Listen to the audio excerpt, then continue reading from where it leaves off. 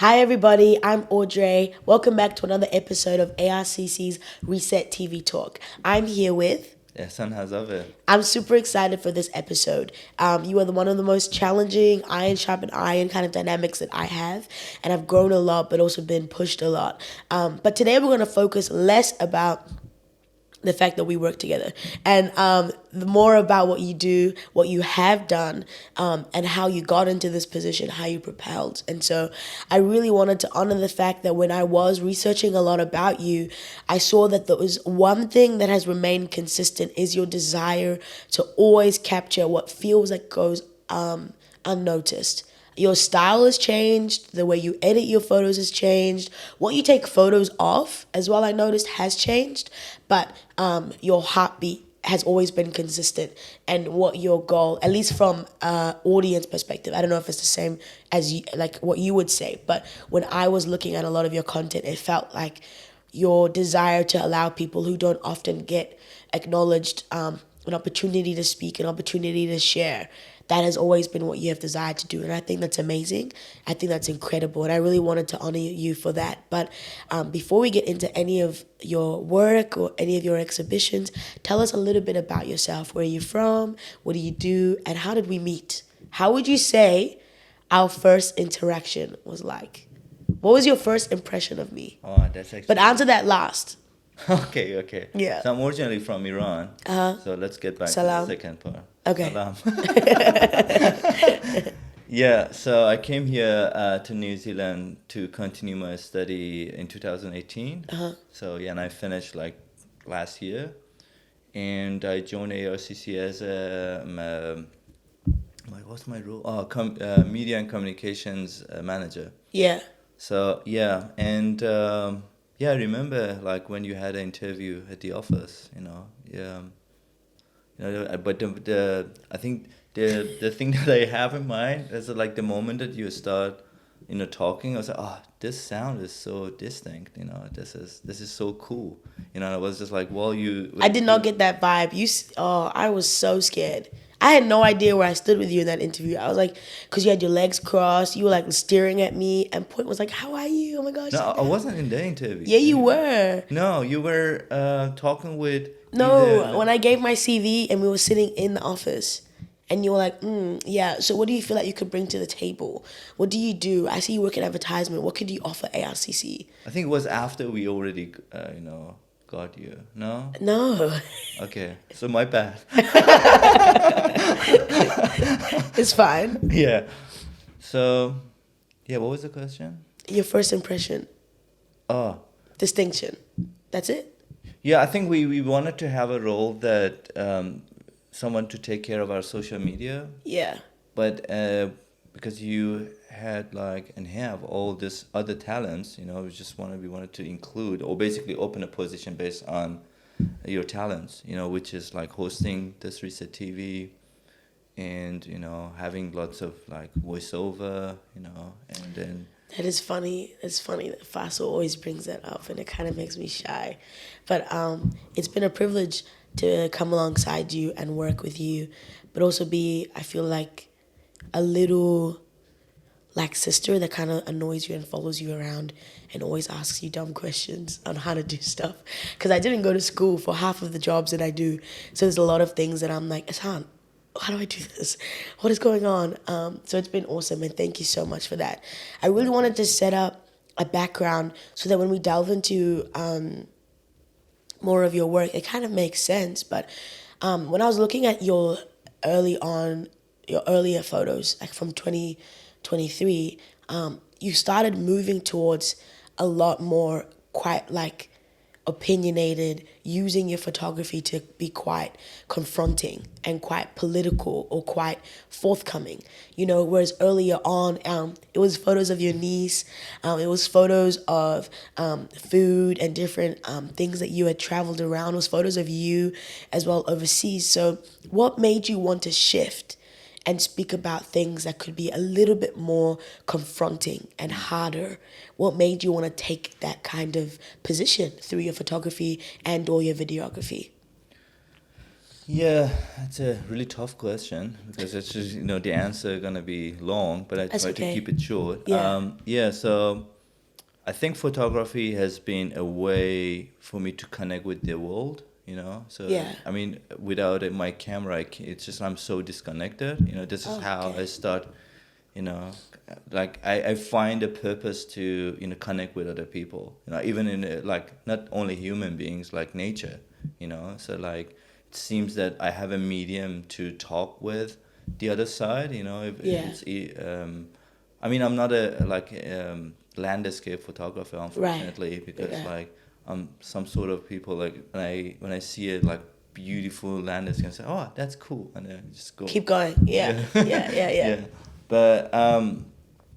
yeah, but if I have kind of assignment that I need to have a photo of that environment, I just like use my camera to open up a dialogue with the environment, So I mean, since I started, it's just like it was my practice. Also, it was my practice of seeing, because like I photography and practice of photography enabled me to see more. Right. Put things in the frame and then just contemplate what is in the frame. Yeah. And then try to understand what if the frame is just a little bit this way or that way, or darker, lighter, and just like all different meaning to it, right? Yeah. So that was it. And then when I started, like probably many others, I wanted to do something distinct. I was just like so personal. I just wanted to do something that not many people would able to do. So I started traveling, and I just like, I don't know, I think I was 18, 19, or 20. I think it was All 19. three. Yeah. That I started, like I set a mission that I'm gonna find the poorest village of Iran, and I just start going from one village, and I was, this is so like poor or remote. Yeah. And but like hearing the people in that village, they said that, oh, you have to see the other village, and I said, oh, okay. So and then it led me to travel like most of the cities in Iran, mostly remote, like so they are not really accessible. Right. And but it took me 3 years that I found a village that I said, this is so different. And I'm not saying poor, but like very remote. It's like, and the people in that village, hadn't seen many people before me. Just like was so, it's like the interaction was just somehow like there was some purity in it. Yeah. It's like, because like when we go through the education, it's just like you get to know, you get to understand like, this comes from this part of the education, but they were so, let's say, uneducated that there was a sense of purity in it. Yeah. No kind of academic education, no religious study, no nothing. It was just like so pure. I really liked having a conversation with them. And then it was 3 years it took me to work on that village. But after I published the photos of that village, it got viral, and I got a couple of awards for it. But the point was that my intention was to bring help to that village, right? But although it helped a little bit, it went the other way. Like the world started to see Iran as that village. So, this is what Iran looked like. But Right. it was just so awkward. So, Yeah. and I started to think that like I shifted a bit after that experience to more commercial world, because I said documentary cannot be. It's more like a exclusive medium, right, and inclusive, because you Yeah. cannot tell the whole story with like 10 images. Yeah. So I shifted a bit, and then I came here to do my study my PhD to understand how I can deal with that. I feel like that's the little bit of a harsh reality when you try to kind of bring light to something that means no harm. We don't really know how to operate outside of generalism. So if I come in contact with you and you're from Iran and we have a really horrible experience, the part of our brain that can't go, oh, that's just one Iranian. You know, we often go, oh, the whole entire population is just horrible, you know, or everyone from there is like awfully rude or all the things. And I think the hard thing, I haven't seen it particularly with photography, but like when I have met other people who have not met Burundians, they don't really know how to isolate it to just me. You know, we don't know how to make things just like this is an encounter. You know, and I thought it was really powerful because the photos that I saw of like specifically the children that you took, and they were like in different backgrounds, I thought it was very captivating because you can see the desire for you to show diversity. You know, like this is one aspect, this is another aspect, this is another aspect. But even then, that's a very small amount of like what's globally going on. It's like if you go to Dunedin and then you go to Whangamata, you don't feel like you're in the same country. You know? Exactly. Or if you go to Wellington and then you go to Whangamata, you definitely don't feel like you're still in New Zealand. And so I think what I really enjoyed, like researching and seeing some of your photos, was yes, you desire to show multiple things, but you still showcase the minimal, isolated, the remote, the people that people often just drive by, you know, and I think that's amazing. And we'll talk about it more in the next section. But before we wrap up, I really wanted to ask where your love for photography came from in your younger years, because I feel like every time we speak, you tell me about a new hobby that you had, you know. Or I remember when we were all leaving the office and then you called your friend and then you started playing COD on the laptop. And I was like, what is this like guy doing? But then you also were a guitarist and then you also loved football and all the things. So where did photography specifically, you say it's your medium to connect with the outside world. When did you learn that? When did I learn it? Yeah. That it was your way to connect with other people. Yeah, I think I didn't learn it. It was there. You know, I said like I need something to connect with other people. You know, I have most of my friends through photography. You know, either they came on board when I was on a photography travel, or if they were subject of the story. You know, so all of them. You know, except my parents. And other than that, all my friends, you know, I have them through photography. So it wasn't something that I aimed for. It was there, and I realized that, I need this, you know, to do that. But before that, like you don't need to. You have less effort when you are like youth to connect with people, because all the people like around your age are around you. You know what I mean? You are in school with them, and then 7 hours a day. You don't have put any effort to connect with other people. But after, like intention. But after school is different. You know, you need to find a way to connect. That's so true. Yeah. That's really true, actually. Yeah. Yeah, that's actually really true. I feel like that's what music did for me. You know, like once you leave school, you're so right. You're like in this pressure cooker, and then you go to university, especially at high school, because it's like, I don't know what it's like in Iran, but when I was studying in New Zealand, it's like compartmentalized. So it's sports athletes, it's your builders, it's your swim girls. And then you go to university and there's no such thing. In a way, like you have 3,000, 7,000 people and you're friends with a lawyer, you're friends with a swimmer, you're friends with a carpenter. It's all mixed together. And that's actually a really good point. I'll be thinking about that. Okay. Yeah, I haven't thought about it like that. Yeah, we'll see you guys in section 2.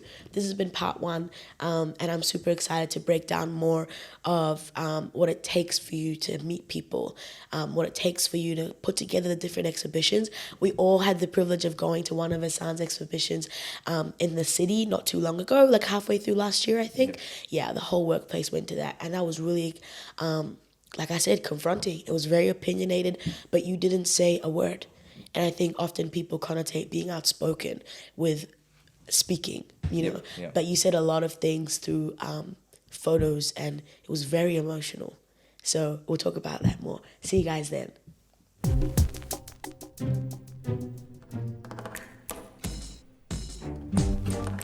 In this section, we're going to be focusing more about the heart behind Ehsan's exhibitions, a lot of the topics and the coverage that he speaks about. Like I said, we have had the absolute honor to go to one of them particularly it was more focused on what was occurring for women in your home country, Yep. and giving them back a lot of their, I guess, everything, giving everything back: the right to grow their hair, the right to cut their hair, the right to dress the way they would like to, the right to speak about a plethora of things. And it was very confronting, but it was, for me, I guess, personally, deeply emotional. There were some photos and some shots where I literally felt like I was looking at her, but I was looking at everything that had happened to her, and I had no idea what had happened to her at the exact same time.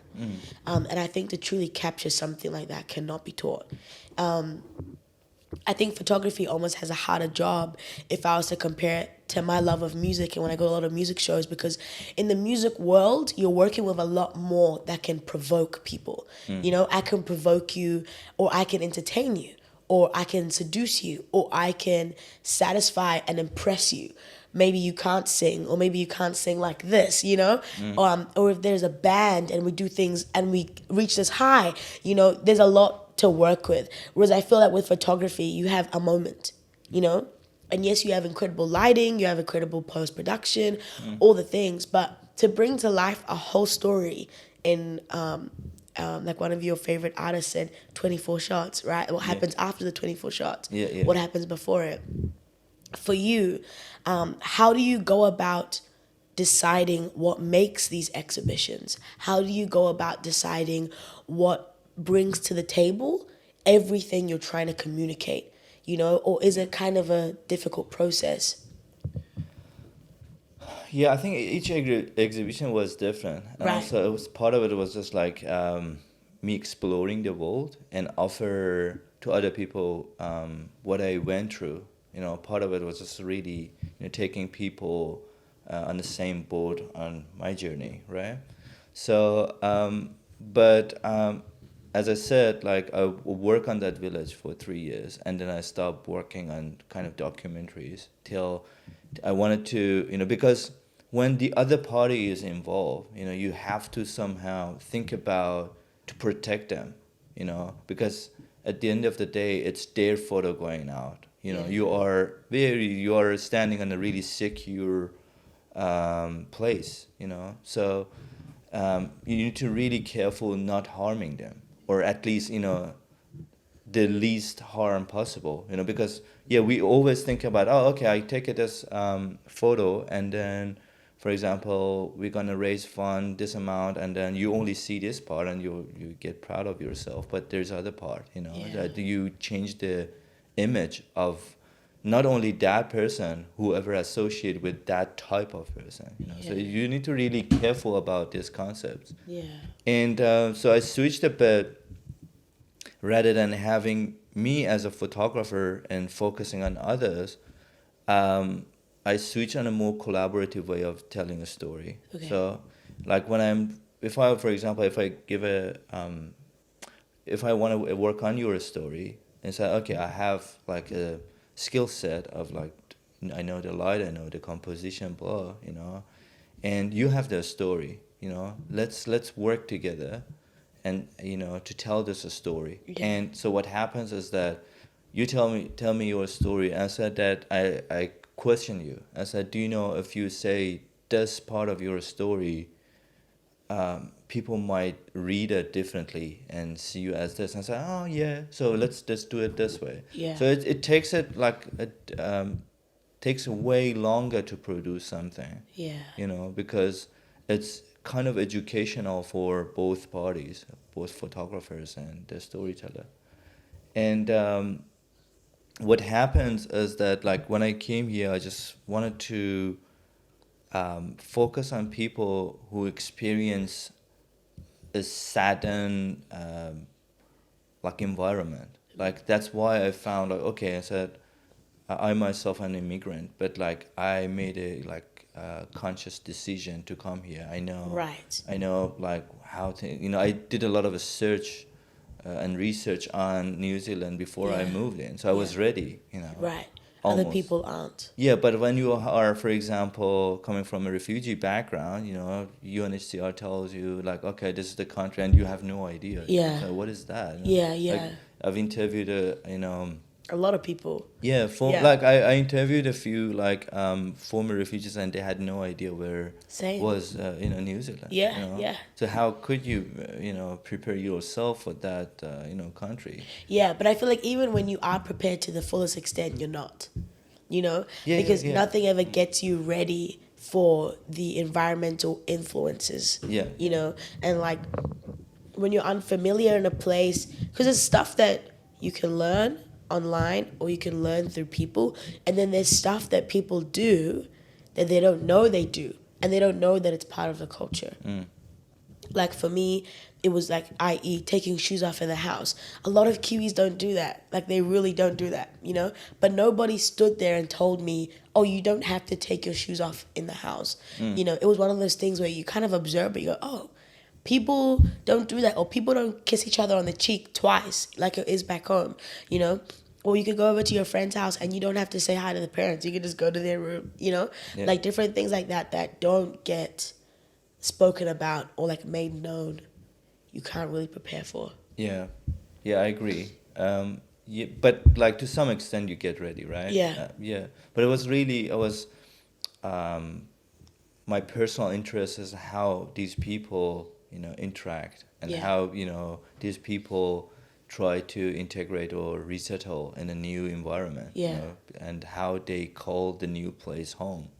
So it's really, really, because when we like having this, let's say, Western perspective on things, it's just like you always see things like a problem, but for them it's not a problem, for so many people. So if you try to understand other cultures and how they see the world, you probably solve half of your problems, because so, oh, I see this as a problem, but they don't. Why they don't? Because they see it as a blessing, and then because of this problem, they even solve it or address it differently. Yeah.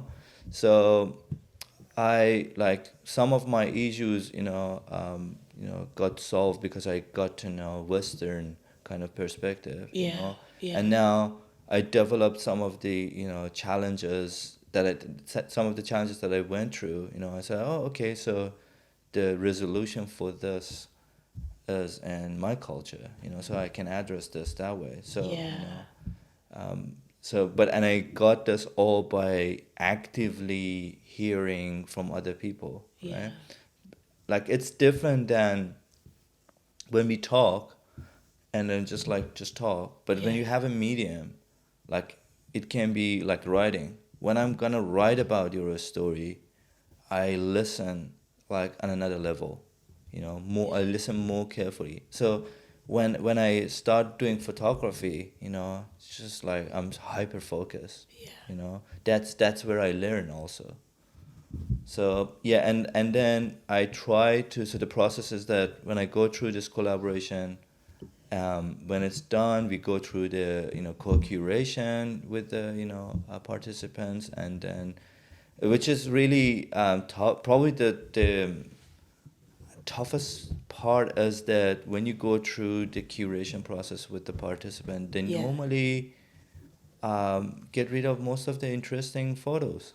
Really? From your perspective, yes, because you see it like, okay, from the photography perspective, this is wonderful light, this is wonderful composition, but they don't care about Right. the composition Right. of light. Maybe they like it, but like the color of their shirt or t-shirt is more important than your composition. Right. And it's like, I remember that I've had so many for my exhibition that I did in 2021, I think. And like I was curating with one of the participants, and so like some of the photos to me was just like, this is wonderful. And I said, oh no, the color of my shoes is not nice. Just get rid of that. Yeah. And I was like, who cares about the color of your the shoes? And shoes, and she was like, who cares about the lighting? I said, okay.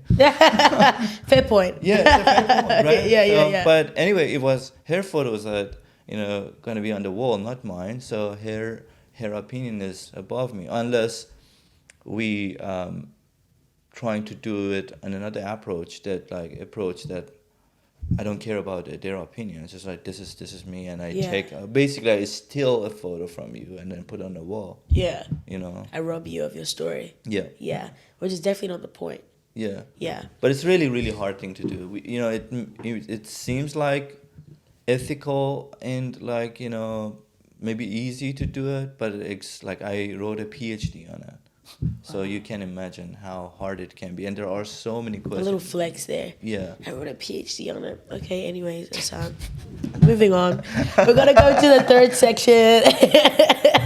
This has been amazing to hear a little bit more about the process and that he has a PhD if you didn't know. See you guys in part 3.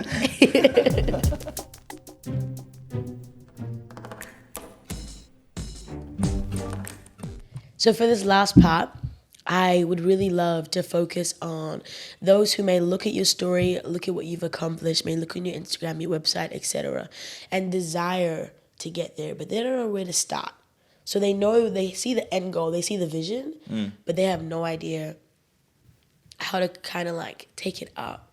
So on a practical level, what would you say somebody actually needs to delve into to be able to put on exhibitions, put on photography, shoots, or connect with other people in the community, and they don't know what they want to say yet, they don't know what they want to photograph yet, but they know they want to, they know they have a desire to.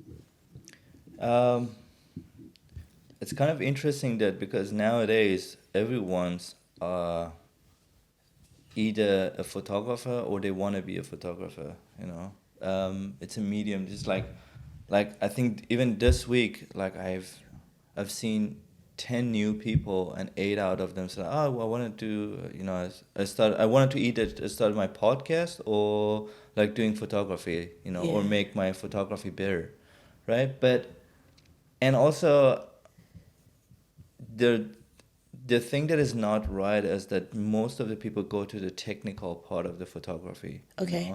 Like they go to the master classes, Yeah. that they teach you, okay, what is this, camera, how does it work? I said, but you paid for this master class to teach you the like a manual of the camera. Just go and read that manual. Yeah.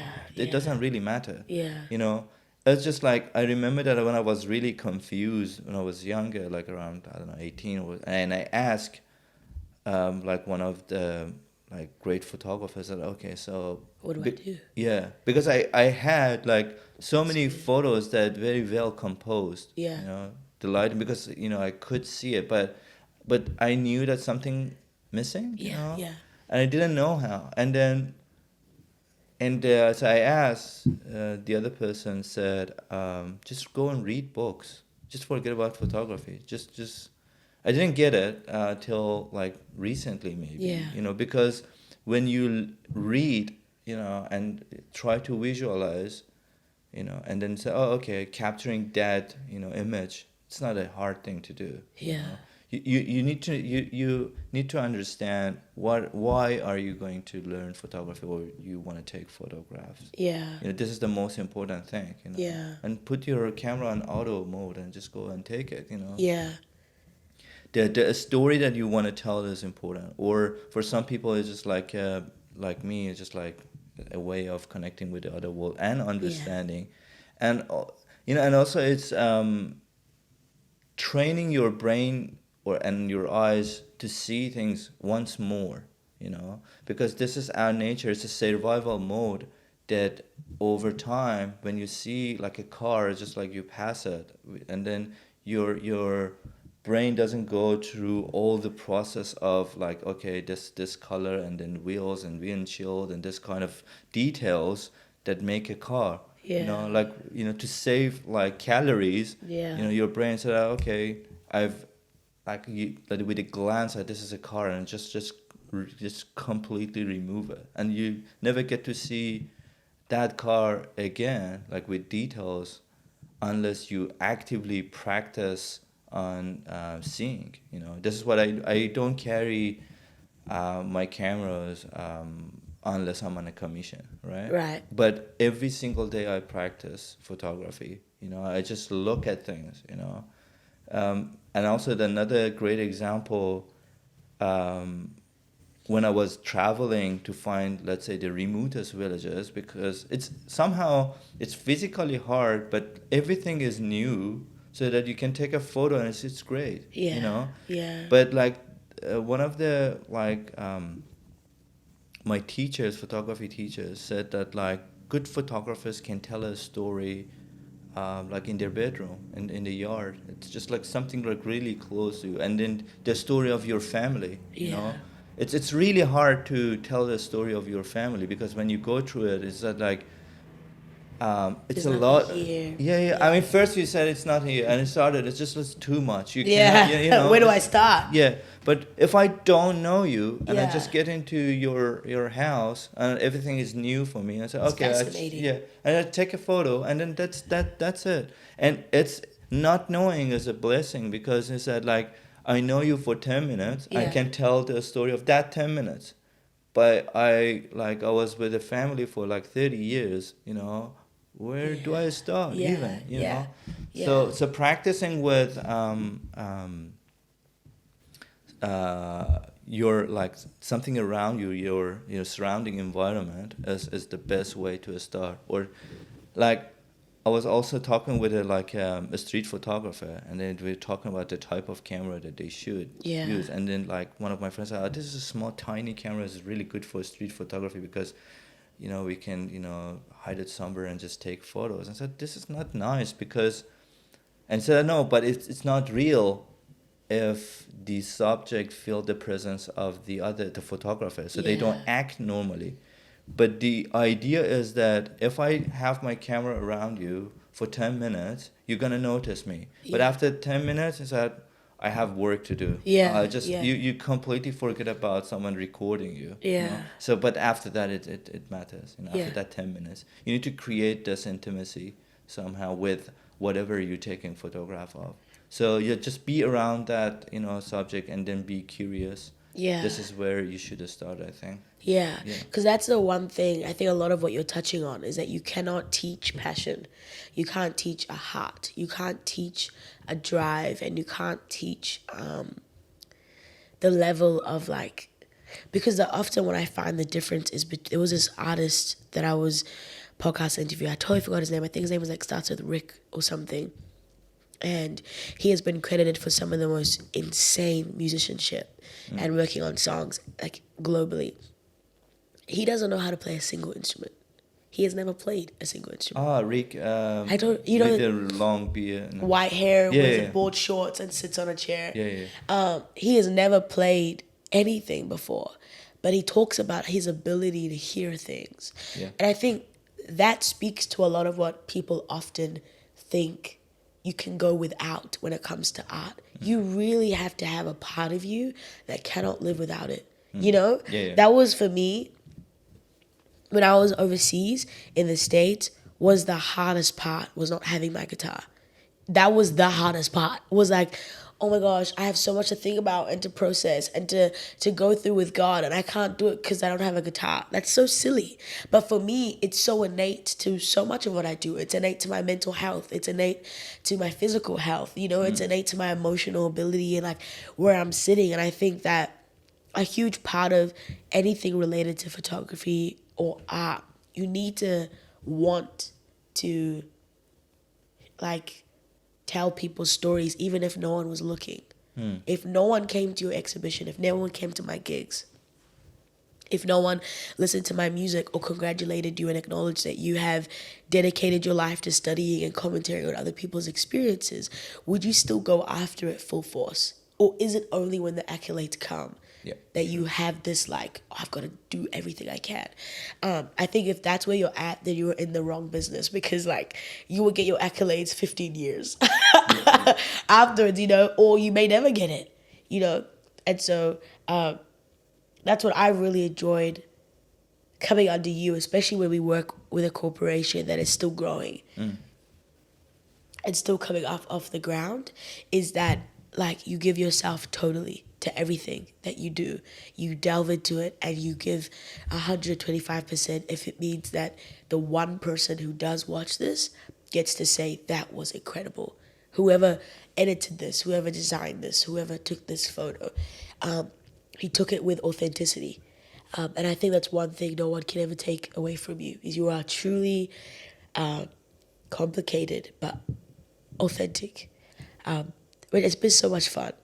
Definitely been so much fun talking with you, working with you, learning from you, all the different things. Is there any last things you want to say before we wrap up this episode? A lot of things. Really? Yeah. Okay, give me one. Give me one. I'm going to quickly blow my nose. You can do it. You can edit this part out? No. You going to leave it in? All the people are watching you. Don't say that. Okay. I'm not going to blow it now. Okay. Yeah, I think it was a really good point, because that you said, like, people trying to, how to say, go to a path that is not for them, so that it's really hard to carry on. Yeah. You know, and for me, part of the thing was that, and also you never know that what is for you or not until you not only get into it, and also you pass a little bit of the hardship of the beginning, and then it's just like, oh, this is for me. Because, like, for example, I want to learn guitar, and the moment that I get the guitar, it's, oh, it's too hard, I just put it. But, like, you need to have a better understanding. You need to at least practice, like, 2-3 months and see if you like it or not, Yeah. you know? And that's why, for me, education was like that, you know? Right. Because I said, okay, I have the passion for photography. I can do it by myself, you know. I can challenge myself. I can ask more people. Yeah. But I didn't have many other kind of aspects of it, and I didn't have the enough, like, drive to do it. That's why I went to uni, you know, to have an extra force or extra people who are not on the same boat with me, and then let them challenge me, and that way you can grow, you know, because. Like, when you are, for example, in a community of people that, like, same environment, they almost think like you know? Yeah, definitely. So there's no challenge, you know? Definitely, Like, yeah.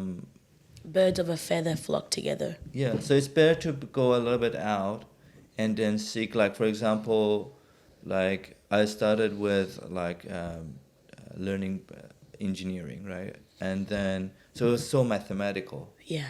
So it was really hard to think outside the box. Yeah. You know?